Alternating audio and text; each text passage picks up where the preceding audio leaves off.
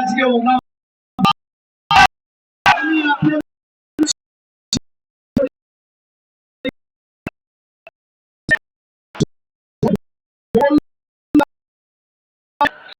Super special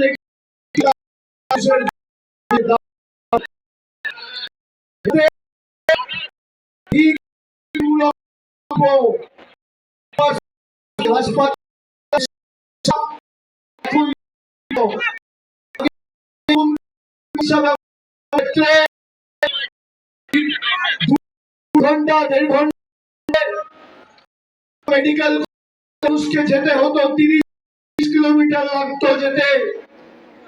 এখন Onda super speciality হাসপাতাল হওয়ার পর এই সুবিধা বা এই সমস্যার প্রতিকার সমাধান হয়েছে।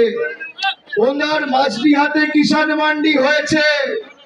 এবার আসি দ্বারকেশ্বর নদীর উপর চাবড়া গামিতা ব্রিজ, কাজ শুরু হয়েছিল, কাজ কিছুটা হয়ে একটা জটিলতা জিএসটির কারণে তৈরি হয়েছিল।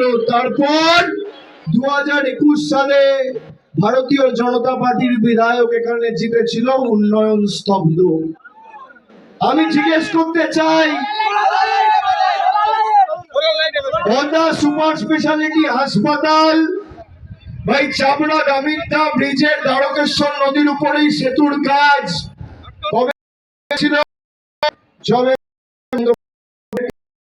ছিল। জিএসটির কারণে একটা অর্থনৈতিক জটিলতা বিজেপির লোকেরা তৈরি করে কাজ বন্ধ করেছে। আমি কথা দিয়ে যাচ্ছি, গোপীকে জেতান, এই দ্বারকেশ্বর নদীর উপর চাপড়া গামিতা ব্রিজ আমরা তৈরি করব।